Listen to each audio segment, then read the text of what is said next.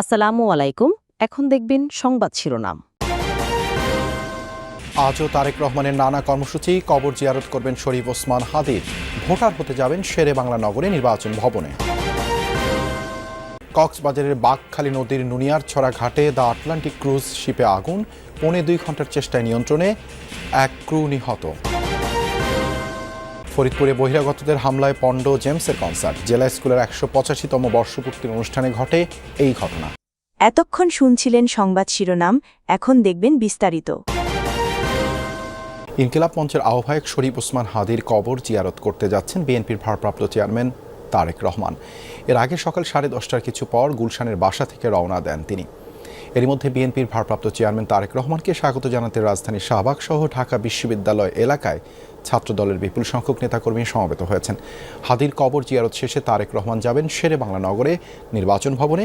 সেখানে জাতীয় পরিচয়পত্রের জন্য নিবন্ধন করবেন তিনি। পরে মাকে দেখতে যাবেন এভারকেয়ার হাসপাতালে। এদিকে তারেক রহমানের কর্মসূচি ঘিরে আজও শাহবাগ মোড় সহ বিভিন্ন স্থানে কড়া নিরাপত্তা ব্যবস্থা গ্রহণ করা হয়েছে। দুদিন থেকে আমাদের প্রোগ্রাম চলমান রয়েছে। জাতীয়তাবাদী ছাত্র দলের সকল নেতা কর্মীরা স্বতঃস্ফূর্তভাবে কর্মসূচিতে অংশগ্রহণ করছে। বিপ্লবী নেতা হাদি আমাদের ভাই, তাকে নৃশংসভাবে হত্যা করা হয়েছে। আজকে আমাদের নেতা তার কবরে তার জন্য দোয়া করতে আসবে। যেখানে বিএনপির ভারপ্রাপ্ত চেয়ারম্যান তারেক রহমান যাবেন, সেখানেই প্রতিটি বিশ্ববিদ্যালয় এবং কলেজের আমাদের শুধুমাত্র ছাত্র দলের নেতাকর্মীরা, যারা শিক্ষা প্রতিষ্ঠানগুলোর যারা সমর্থক রয়েছে ছাত্র দলের, তারাও স্বতঃস্ফূর্তভাবে চলে আসতেছে। পরে কিন্তু তারেক রহমানের শহরের সামনে বিপুল পরিমাণের নেতাকর্মীদের অবস্থান এই রাস্তার দুই পাশে জুড়ে।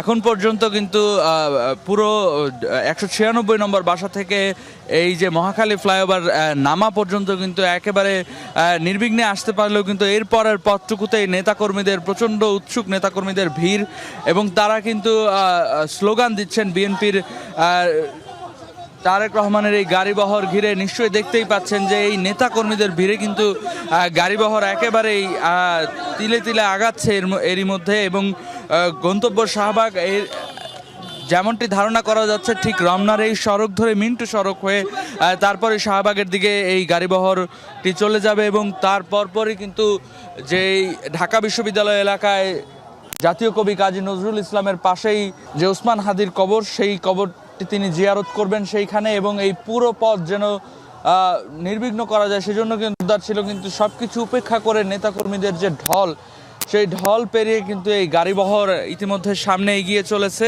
আমরা দেখতে পাচ্ছি সেই গাড়িবহরের দুপাশ জুড়ে ছাত্রদল, যুবদল, স্বেচ্ছাসেবক দল অর্থাৎ বিএনপির নেতাকর্মীদের কিন্তু উপচে পড়া ভিড়। তারা একটি নজর তারেক রহমানকে দেখার জন্য কিন্তু রাস্তার দুই পাশ ঘিরে অবস্থান নিয়েছেন।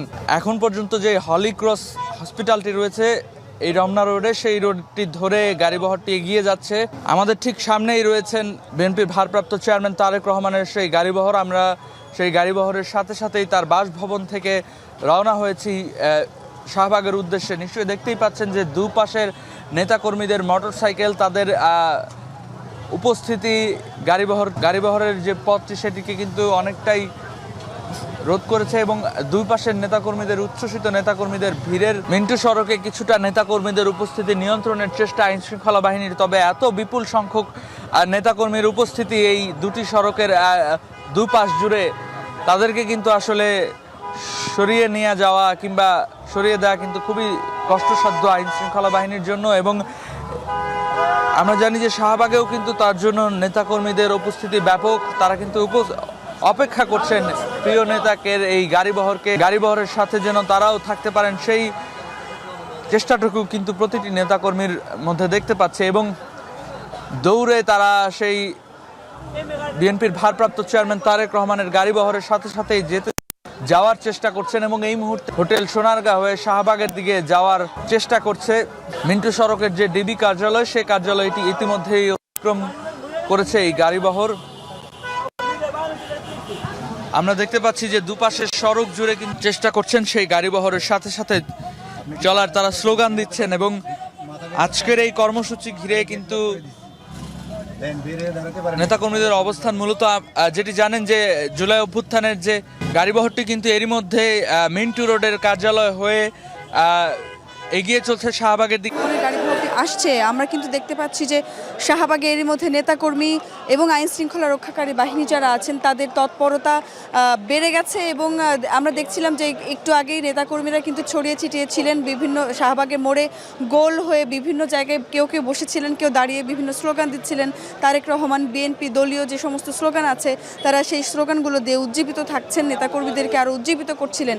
এবং যখনই আসলে খবর এসেছে যে তারেক রহমানের গাড়িটি কাছাকাছি এসে পৌঁছেছে ঠিক তখন থেকে কিন্তু এখানে তৎপরতা শুরু হয়ে গিয়েছে আমরা দেখতে পাচ্ছি। এবং এরই মধ্যে কিন্তু পুলিশ, বিজিপি সহ যারা আইনশৃঙ্খলা রক্ষার দায়িত্বে আছেন তারা কিন্তু নেতাকর্মীদেরকে দুই পাশে সরিয়ে দিচ্ছেন এবং সরিয়ে দিয়ে মাঝে যে জায়গাটি দিয়ে আসলে ওসমান হাদির কবরস্থানের দিকে, ওসমান হাদির কবরের দিকে যাবেন তারেক রহমান, সেই জায়গাটি আসলে খালি করা হচ্ছে, সেই জায়গাটি রাস্তাটি ফাঁকা করা হচ্ছে যাতে করে নেতাকর্মীরা হোক বা সাধারণ জনগণ হোক তারা কোনোভাবেই সেই গাড়ির সামনে এসে পথ রোধ করতে না পারে, কিংবা যেই উচ্ছ্বাস আমরা দেখেছি নেতাকর্মীদের মাঝে এবং যেই উচ্ছ্বাস, আনন্দ, উদ্দীপনা মানুষের মধ্যেও ছিল সেই মানুষগুলো যাতে কোনোভাবেই এই যে যাত্রাপথ সেই যাত্রাপথে বাধা তৈরি করতে না পারে সেই জায়গাটি আইনশৃঙ্খলার বাহিনী রক্ষাকারী বাহিনীরাও আছেন এবং তারা সেটি দেখছেন। এবং একই সঙ্গে যারা নেতাকর্মী আছেন তারাও কিন্তু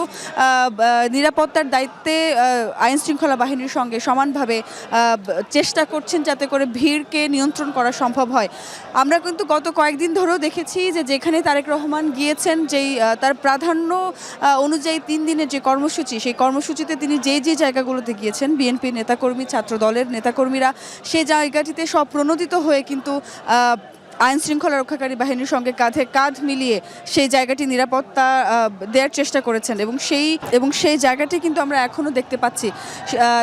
কিছুক্ষণ আগে আমাদের সঙ্গে ছাত্র দলের যিনি সভাপতি তার কথা হয়েছিল, রাকিবুল ইসলাম রাকিব, তিনি কিন্তু বলেছিলেন যে তিনি কিন্তু কিছুক্ষণ আগে বললেন যে আসলে নেতাকর্মীদের, ছাত্র দল কিংবা বিএনপির নেতাকর্মীদের এখন কোনো নির্দেশনার প্রয়োজন পড়ছে না। যেখানেই তারেক রহমান যাচ্ছেন সেখানেই তারা সব প্রণোদিত হয়ে সেখানেই কিন্তু তারা নিজ উদ্যোগে তারা কিন্তু আইন শৃঙ্খলা রক্ষাকারী বাহিনীর সাথে আইন শৃঙ্খলা রক্ষায় নিয়োজিত হয়ে পড়ছেন। আমরা কিন্তু দেখতে পাচ্ছি যে যেই তারেক রহমানকে বহনকারী গাড়ি একদম কাছাকাছি চলে এসেছে, একদম সামনে যেই গাড়িটি সেটি আমরা দেখতে পাচ্ছি।